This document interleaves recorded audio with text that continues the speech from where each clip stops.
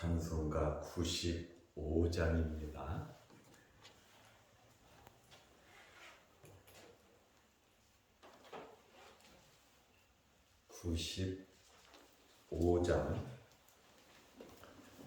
나의 기쁨 나의 소망 되시며 나의 생명이 되신 주 밤낮 불러서 찬송을 드려도 능하신 마음뿐일세.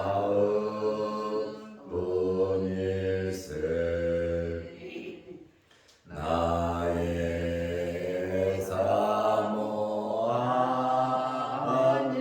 선한 목자는 어느 꽃다운 동산에 양의 무리와 늘 함께 가셔서 기쁨을 함께 하실까. 길도 없이 거친 넓은 들에서 갈 길 못 찾아 애쓰며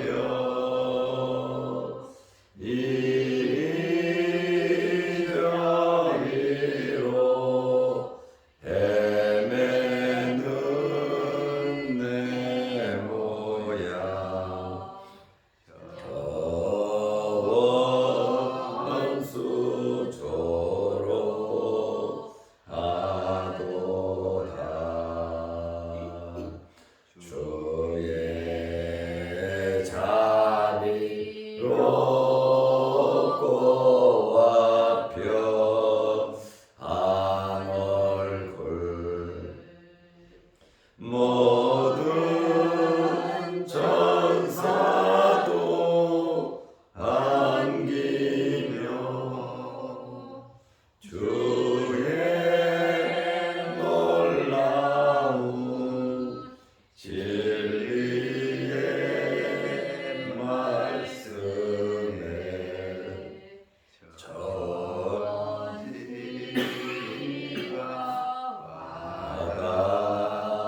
하도다. 나의 진정 사모하는 예수님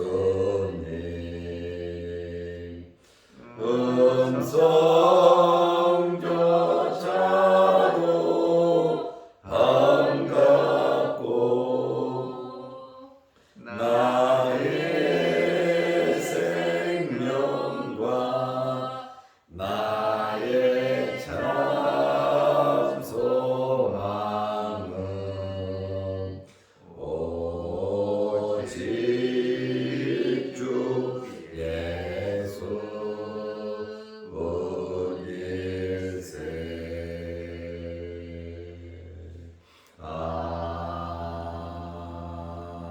아멘.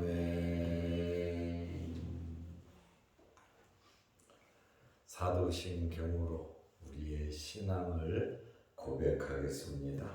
전능하사 천지를 만드신 하나님 아버지를 내가 믿사오며 그 외아들 우리 주 예수 그리스도를 믿사오니 이는 성령으로 잉태하사 동정녀 마리아에게 나시고 본디오 빌라도에게 고난을 받으사 십자가에 못 박혀 죽으시고 장사한 지 사흘 만에 죽은 자 가운데서 다시 살아나시며 하늘에 오르사 전능하신 하나님 우편에 앉아 계시다가 저희로서 산자와 죽은 자를 심판하러 오시리라. 성령을 믿사오며 거룩한 공의 왕 성부가서 교통하는 것과 죄를 사하여 주시는 것과 몸이 다시 사는 것과 영원히 사는 것을 믿사옵나이다. 아멘. 하나님의 말씀 마가복음 12장 1절 2절 말씀입니다. 예수께서 비유로 그들에게 말씀하시되 한 사람이 포도원을 만들어 사물다리를 두르고 집자는 틀을 만들고 망대를 지어서 농부들에게 새로 주고 타국에 갔더니 때가 이르매 농부들에게 포도원 수출 얼마를 받으려고 한 종을 보내니. 아멘. 2절 말씀까지 보았습니다. 어제는 우리 경향로에 종기회가 있었습니다. 새벽 예배를 마치고 바로 노회로 가서 노회 전반적인 상황을 점검하고 또 노회를 은혜롭게 진행하기 위해서 여러모로 신경을 쓰고 또 노회가 마친 후에는 교육자회 총회를 하고 제가 회장에 취임을 하고 또 여러 안건들을 처리하고 밤늦게 돌아왔습니다.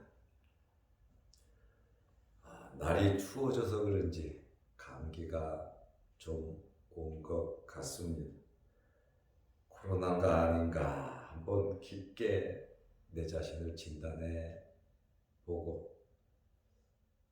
열은 나지 않고 목은 좀 아프고 그래서 새벽 예배 시간에 어떻게 내 목소리가 나올래나 하고 사실은 기도하면서 염려는 했습니다.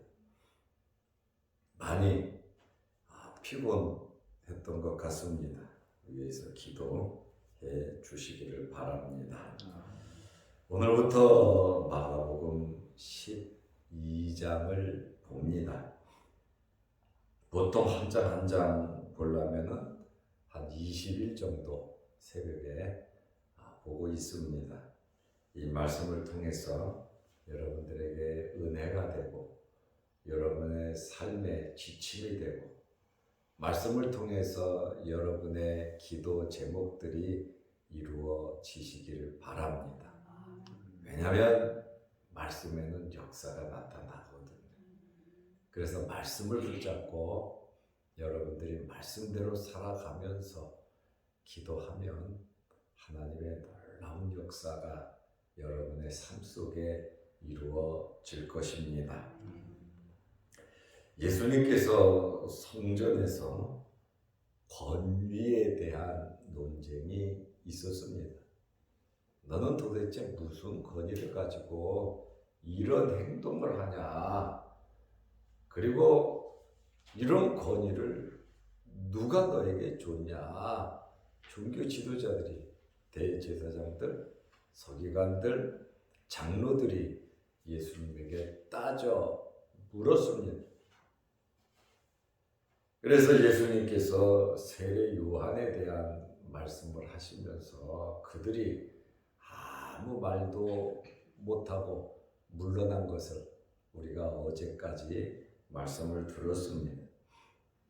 이러한 권위의 논쟁이 있은 후에 오늘 본문의 말씀 포도원 농부의 비유를 예수님께서 말씀하셨습니다. 이 말씀은 마태복음, 마가복음, 누가복음, 공강복음에 다 기록이 되어 있습니다. 마태복음 21장, 누가복음 20장에 기록이 되어 있습니다. 그리고 이 포도원 농부의 비유는 배경이 이사야 5장 1절에서 7절 포도원의 노래가 이 비유의 배경입니다. 이 비유를 통해서 유대 종교 지도자들의 잘못을 지적하는 것입니다. 너희들이 정말 지도자로서 잘못 살고 있다는 것을 예수님께서 이 비유를 통해서 지적을 하고 계십니다. 하나님께 대한 직접적인 반영이다. 종교 지도자들의 모든 삶 자체가 하나님에 대한 반영이다. 그리고 그들의 잘못, 종교 지도자들의 잘못된 것을 경고하고 책망하는 비유가 오늘 이 말씀이에요. 예수님께서 이러한 잘못을 경고하고 책망하는 이유는 회개하라는 겁니다. 깨닫고 돌아서라고 하는 그러한 말씀입니다. 우리는 말씀을 들으면서 목사들이 설교를 하잖아요. 말씀을 들으면서 절대로 상처받지 마시기를 바랍니다. 말씀을 듣고 상처를 받으면 너무나 마음이 아파요. 의도하지도 않고 또 누구를 공격하고 누구를 때리고 누구를 교육하려고 개인을 지칭해서 설교하는 사람이 있다면 그거는 잘못된 것이고 목사의 자질이 없는 것이고, 그러나 하나님의 말씀을 가지고 이야기할 때 내 삶, 목사님이 나를 지금 비유해서 지금 나를 때린다. 진짜 그 사람 은혜 받은 사람이에요. 깨닫는 건데 그거 가지고 상처받고 삐지고 대들고 섭섭하게 생각하면 정말 신앙생활 제대로 못하는 겁니다. 그래서 신앙생활 잘하려면 목사하고 잘 지내야 돼요. 기도하고 사랑하고 위하고 베풀고 서로 좋은 감정을 가져야 신앙생활 하는데 도움이 되는 겁니다. 그래서 목사님이 우리를 사랑해서 이러한 말씀, 특히 나를 사랑하고 우리 가정을 사랑하고 우리 자녀를 사랑해서 이러한 말씀을 주셨다. 하나님의 말씀은 누구 개인을 딱 집어서 하는 것이 아니라 전부 다 모든 사람들에게 해당되는 말씀이에요. 이 비유가 우리에게도 해당되고 이스라엘 사람들에게도 해당되고 제자들에게도 해당되고 유대 종교 지도자들에게도 해당되는 말씀이에요. 그래서 말씀을 통해서 여러분들이 상처받지 말고 은혜 받으시기를 바랍니다.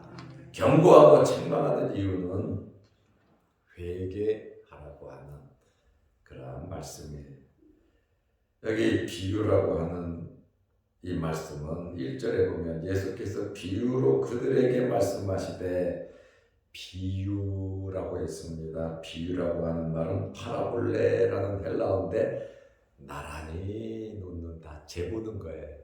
나란히 놓는다. 어떤 것이 큰가, 어떤 것이 좋은가, 어떤 것이 더 난가, 이렇게 딱 놓고 보니까 알 수 있잖아. 이게 큰 건지 작은 건지 좋은 건지 나쁜 건지 하자가 있는지 없는지, 이렇게 나란히 놓는다는 뜻이 비유라고 하는 이 파라볼레라는 뜻이에요.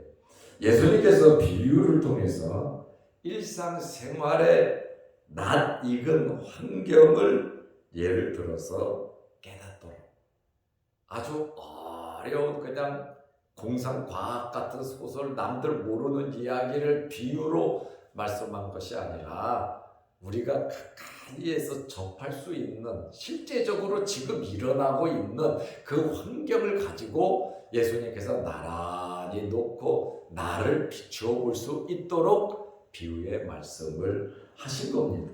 그래서 이 비유를 통해서 깨닫도록 말씀하시면서 가르치시고 논쟁하실 때 사용하셨습니다. 다시 좀 쉽게 말하면 하나님의 말씀을 쉽게 깨달을 수 있도록, 이해할 수 있도록 예를 들어서 말씀하신 것입니다. 예수께서 비유로 그들에게 말씀하실 때 한 사람이 포도원을 만들어, 이 한 사람은 주인이겠죠. 주인이 포도원을 만들어 하나님을 가리키고 있는 겁니다. 하나님이시죠.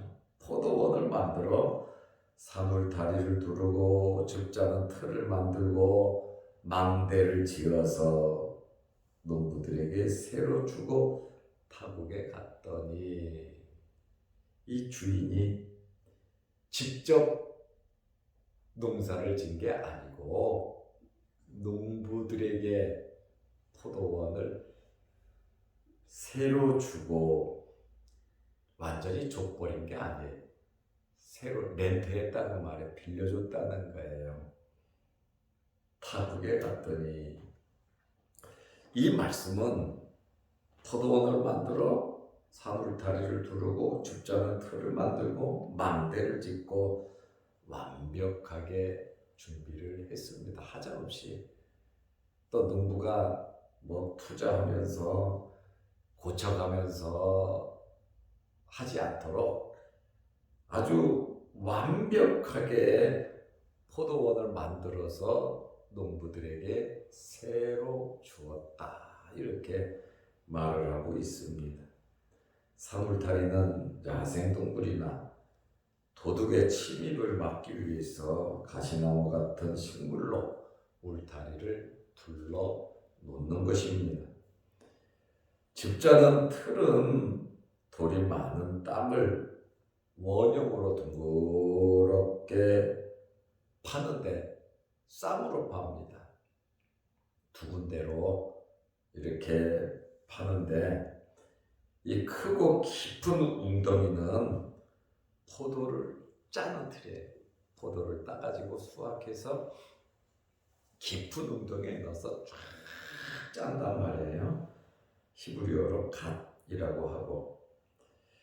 그러면은 이 도관을 통해서 좀 작은 구멍을, 웅덩이를 파는데 이 깊고 큰 곳에 포도를 넣어서 짜면 관을 통해서 흘러나온 즙을 또 받아놓는 웅덩이를 만들어 놓습니다. 히브리어로 예케브라고 하는데, 한 군데는 압착해서 짜고 짠 것이 관을 통해서 모일 수 있는 그 웅덩이를 만들어서 그 웅덩이에서는 포도즙을 만들어 가겠죠. 그래서 이 줍자는 틀을 완벽하게 만들어 놨다는 거예요. 니들이 만들어라, 이렇게 해서 해라, 그게 아니에요. 주인이 완벽하게 다 해준 겁니다. 망대는 파수꾼이 약탈자와 이리, 여우 이런 동물들의 침입을 막고, 때로는 이 망대를 이용해서 포도나 포도즙을 저장해 놓는 창고로 사용을 했습니다. 주인은 농부들에게 포도원을 새로 주고 타국으로 갔습니다. 농부들에게는 좋은 기회이죠. 일할 수 있잖아요. 내가 내 것을 투자하지 않고 주인의 것을 가지고 포도를 따고 그것을 또 웅덩이에 넣어서 즙을 짜고 즙을 보관하고 또 통에 담아서 팔아서 이윤을 남겨서 처자식도 먹을 수 있고 미래도 준비할 수 있고 자기의 모든 것을 할 수 있단 말이에요. 왜요? 수입이 창출되니까요. 포도원 주인은 농부들을 믿고 맡긴 거예요. 신뢰하고 농부들에게 맡겼습니다. 보통 수익금은 반반합니다. 소작하니까 땅 없는 사람들에게 땅 맡기고, 그 다음에 수입이 있으면 뭐 반반 나누든 뭐 서로 계약을 맺겠죠. 계약 관계가 합당하게 맺어지지 않으면 일 안 하죠. 그리고 포도원 주인이나 농부들이나 서로 계약 관계가 잘 맞아떨어진 거예요. 불편 불만 없이. 또 수익금에 대해서 뭐 반반으로 하든지 뭐 이렇게 계약을 맺은 거죠. 달란트 비율처럼 맡긴 거예요. 5달란트, 2달란트, 1달란트 능력에 맞게. 또 포도원 농사를 지을 수 있는 사람들에게 맡기는 거지 초보자들에게 맡겼겠습니까? 또 기술자가 또 모르는 사람은 가르쳐가면서 많은 이윤을 남기기 위해서 애쓰고 노력하겠죠. 타국에 갔다라고 하는 이 말은 멀리 떠났다는 거예요. 직접 관여하고 간섭하지 않는다는 거예요. 일단 맡겨놓고 잔소리하고 이래라 저래라 뭐 말하지 않고 믿고 맡겼으니까 스스로 할 수 있도록 멀리 떠나 있고 여행하다라는 뜻으로서 당분간 집으로 돌아올 수 없는 것을 말하고 있어요. 농부들에게는 자유가 있어요. 일하든지 안 하든지 그것은 주인이 올 때까지 자기 자신들의 몫이란 말이죠. 하나님께서 우리에게 요람에서 무덤까지 우리의 일생 동안 하나님께서 이 포도원을 농부들에게 맡긴 것처럼 우리들에게 달란트를 주어서 하나님께서 우리에게 맡기셨단 말이죠. 우리는 언제부터 하나님의 일을 해야 하느냐? 태어날 때부터입니다. 하나님의 일을 우리는 해야 해요. 그러나 하나님의 부르심을 받은 그 시점부터 하나님을 알잖아요. 아, 내가 이러한 것을 하나님으로부터 받았구나. 내가 하나님의 부름을 받은 그때부터 하나님이 나를 아는 것이 아니라 내가 태어나기 이전부터 하나님께서 나를 알고 계셨고 나의 재능을 알고 계셨고 나의 재능에 맞게 하나님께서 다 맡기신 거예요. 농부들에게 맡긴 것처럼 하나님께서 우리에게 하나님의 것을 맡겼어요. 그래서 우리는 그것을 먹고 그것을 입고 그것을 가지고 활동하면서 우리는 살아가고 있는 겁니다. 여기 주인이 그냥 공짜로 준 게 아니에요. 주인의 것을 맡기. 그러니까 우리는 하나님의 것을 받아서 지금 그 귀한 것을 받아서 살아가고 있는 거예요. 농부들에게 자유가 있는 것처럼 주인하고 만나서 해결해야 할 것이 있는 것처럼 우리도 하나님 앞에 서서 해결할 때가 있단 말이죠. 자유롭다고 육신을 입고 살아가는 동안 자유롭다고 내 마음대로 살아가면 그것은 하나님께서 기뻐하지 않는 삶이겠죠. 새로 준 것은 모든 설비를 구비해 놓고 가꾸던 모든 것을 농부에게 맡긴 것을 볼 때에 여기 포도원 주인은 농부들을 엄청나게 신뢰하고 있음을 알 수 있습니다. 하나님께서 우리를 이렇게 신뢰하고 있음을 믿으시기 바랍니다. 저와 여러분을 하나님이 이렇게 신뢰하고 있어요. 주인은 결실할 때에 당연히 수익을 받으려고 할 겁니다. 매년 수익을 받으려고 하겠죠. 마가복음 12장 2절에 보면 때가 이르네, 때가 됐다 이거죠. 결실의 때가 됐다 이겁니다. 포도원에서 이제 추수를 하고 이제 때가 돼서 농부들에게 포도원 소출 얼마를 받으려고 한 종을 보내니 전부 다가 아니잖아요. 얼마입니다. 얼마. 약속된 대로 얼마를 받으려고 한 종을 보내니 자기 종들을 주인은 농부들에게 보냈어요. 그거 주인이 가져간다고 해서 뭐 크게 부자가 되고 그러는 것은 아니에요. 그렇지만 약속은 약속이죠. 소출을 얻기 위함은 이것은 당연한 것이죠. 우리가 하나님께 감사하고 모든 것이 하나님의 것임에도 불구하고 내 것으로 착각하면서 살 때가 참 많거든요. 주인은 요구하는 잊지 않고 때가 돼서 보니까 때가 이름에 그러잖아. 일찍 와갖고 내놔라 하고 막 잔소리하고 권위를 휘두르는 게 아니에요. 다 소출을 얻었으니까 추수가 끝났으니까 때가 이름에 새로 주었고 약속된 것 지금 무리하고 과하게 요구하는 것이 아니에요. 농부들에게 적당한 것을 요구하는 거예요. 농부들이 알아서 사실은 챙겨야 되는 겁니다.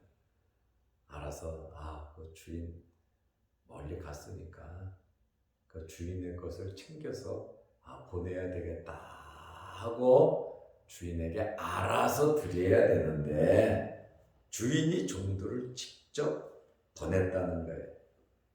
소출 중에 얼마 계약하는 거. 정말 무리한 요구는 아니라는 것이죠. 하나님께서 우리에게 요구하시는 것이 이와 같습니다. 주신 것 중에 소를 드릴 만한 하면 소를 드리는 거고, 소가 안 되면 양을 드리는 거고, 양이 안 되면 비둘기를 드리는 거고, 비둘기가 안 되면 곡식가루를 드리면 되는 거예요. 곡식가루도 없으면 하나님 내 마음을 드립니다 하면 되는 거 아니겠습니까? 절대로 하나님은 없는 것을 원하지 않습니다. 그래서 우리 교회가 작정헌금을 안 하잖아요. 37년이 넘도록 한 번도 작정을 하고 헌금을 이래라 저래라 이렇게 요구하고 강압적으로 떠맡긴 적이 한 번도 없어요. 왜냐하면 형편껏 하는 겁니다. 없으면 못 하는 거고 있으면 하는 거고, 그러나 하나님께는 우리가 다 쓰고 남은 짬밥을 드려서는 안 됩니다. 나에게 있어서 첫 것, 제일 귀한 것을 주인에게, 포도원 주인에게 줘야 되겠죠. 우리가 할 거 다 하고 나서 없으면 말고 그것이 아니라 아예 처음부터 없으면 할 수 없지만, 그러나 하나님께서 내게 주신 은혜에 대해서, 하나님께서 나에게 주신 달란트에 대해서 우리는 감사의 표시를 해야 된다는 거예요. 하나님이 원하시는 게 하나님의 거지는 아니거든요. 우리가 다 쓰고 남은 거 그냥 기분에 따라 내가 기분 좋으면 주고 기분 나쁘면 안 하고, 그것이 아니라는 것이죠. 하나님은 우리의 마음을 원하시는 거거든요. 이 농부들이 주인하고 관계를 잘 맺어서 손해볼 게 있을까요? 아니죠. 주인하고 관계 잘 맺어서 농부들은 앞으로 더 크게 될 수도 있는 겁니다. 왜? 주인은 어마어마한 부자잖아요. 모든 것을 다 갖고 있잖아요. 근데 그것을 생각하지 못하고 지금 있는 거 요것만 가지고 아둥바둥 정말 우리는 살아가면서 하나님께 인색하면 안 됩니다. 나의 모든 것이 하나님의 것인데, 여기 농부들이 알아서 챙겨야 되는데, 또 준비해 놔야 되는데, 주인께 드려야 되는데, 주인은 종을 보냈잖아요. 수확량이 얼마든지 정해진 양의 수출을 요구하는 거단 말이죠. 많이 너 이 땅이 얼마니까 어느 정도 바쳐. 그게 아니에요. 어느 정도 소출이 되었든지 그것에 대해서 나눠주면 되는 거예요. 그러니까 하나님께서도 많은 영광을 얻으시기 위해서 우리에게 많은 것을 주실 거예요. 그래야 좋은 일을, 하나님의 일을 효과적으로 할 수 있잖아요. 그러니까 우리가 좋은 마음을 갖고 하나님의 일을 해 나간다면 딴 생각 안 하고 엉뚱하게 안 하고 무리하게 하지 않고 주인의 그 지침대로, 포도원 농부는 포도원에서 일하면 되는데 그거 일하지 않고 또 다른 거 이것저것 하면서 그것을 소홀히 하면 박살나고 깨지는 거예요.